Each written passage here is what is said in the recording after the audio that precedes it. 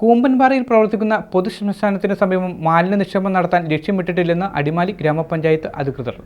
ഈ പ്രദേശത്ത് പാർക്ക് നിർമ്മാണവുമായി ബന്ധപ്പെട്ട നടപടികളുമായി ഗ്രാമപഞ്ചായത്ത് മുന്നോട്ട് പോകുകയാണെന്ന് പഞ്ചായത്ത് വൈസ് പ്രസിഡന്റ് അനസ് ഇബ്രാഹിം പറഞ്ഞു.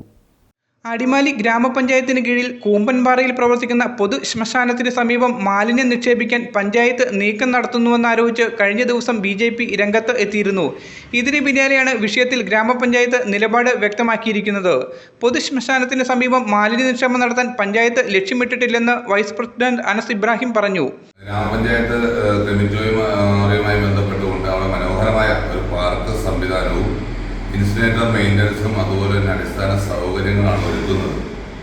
വളരെ ഗൗരവമായിട്ട് അത് പഞ്ചായത്ത് ഏറ്റെടുത്തുകൊണ്ടാണ് നടത്തപ്പെടുന്നത്. വളരെ മനോഹരമായ അടിമാലി ടൗണിലെ മുഴുവൻ ആളുകൾക്കും പഞ്ചായത്തിലെ മുഴുവൻ ആളുകൾക്കും അതുപോലെ ടൂറിസ്റ്റുകൾക്കും ഉപയോഗിക്കുന്ന തരത്തിലുള്ള മനോഹരമായ പാർക്ക്, ലാഫിംഗ് പാർക്കാണ് അവിടെ പ്ലാൻ ചെയ്തിട്ടുള്ളത്. ഇതുമായിട്ട് വരുന്ന അനാവശ്യ ചർച്ചകൾ വളരെ നിരാശാജനകമാണ് എന്ന് മാത്രമേ പറയാനുള്ളൂ.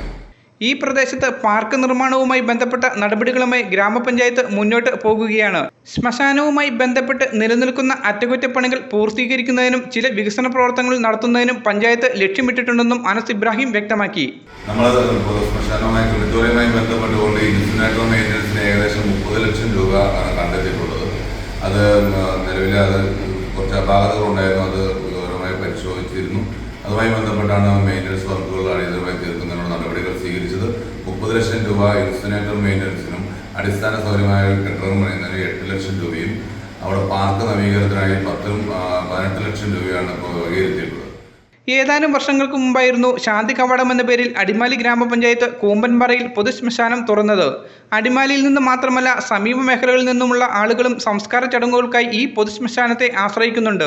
ഈ ഒരു സാഹചര്യം നിലനിൽക്കെ പൊതുശ്മശാന പരിസരം മാലിന്യ നിക്ഷേപ കേന്ദ്രമാക്കാൻ പഞ്ചായത്ത് നീക്കം നടത്തുന്നുവെന്നായിരുന്നു BJPയുടെ ആരോപണം.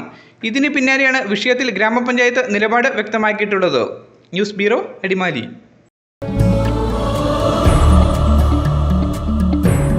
ഇന്ന് നമ്മൾ വന്നിട്ടുള്ളത് തൊടുപുഴയിലെ ക്യൂൻ ഓഫ് ലൈറ്റ് വെയിറ്റ് എന്നറിയപ്പെടുന്ന പ്യുർ ഗോൾഡ് ആൻഡ് ഡയമണ്ട്സിലാണ്. പേര് പോലെ തന്നെ ലൈറ്റ് വെയിറ്റ് ഓർണമെന്റ്സിന്റെ ഒരുപാട് കളക്ഷൻസ് ആണ് ഇവിടെ ഉള്ളത്. വെറും 300-350 മില്ലി മുതലാണ് കുട്ടികളുടെ വളരിലൂടെ സ്റ്റാർട്ട് ചെയ്യുന്നത്. കൂടാതെ സ്റ്റഡ്സിന്റെ ഇയറിംഗ്സിന്റെ ഒരുപാട് ലൈറ്റ് വെയിറ്റ് കളക്ഷൻസ് നമുക്കായി ഇവിടെ ഒരുക്കിയിട്ടുണ്ട്. 2 ഗ്രാമിൽ തുടങ്ങുന്ന പാദസരങ്ങൾ, കുട്ടികളുടെ അരഞ്ഞാണങ്ങൾ, കൂടാതെ നെക്ലസുകൾ എല്ലാം നമുക്കിവിടെ അവൈലബിൾ ആയിട്ടുണ്ട്.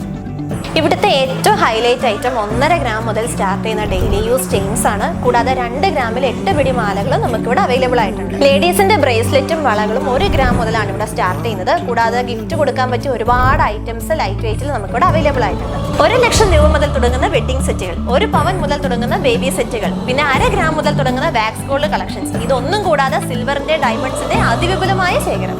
നമ്മുടെ ഷോപ്പിന്റെ ലൊക്കേഷൻ വരുന്നത് തൊടുപുഴ കരുണ ഹോസ്പിറ്റലിന് ഓപ്പോസിറ്റ് ആയിട്ടാണ്. കൂടുതൽ വിവരങ്ങൾക്കായി താഴെ തന്നിരിക്കുന്ന നമ്പറിൽ കോൺടാക്ട് ചെയ്യുക.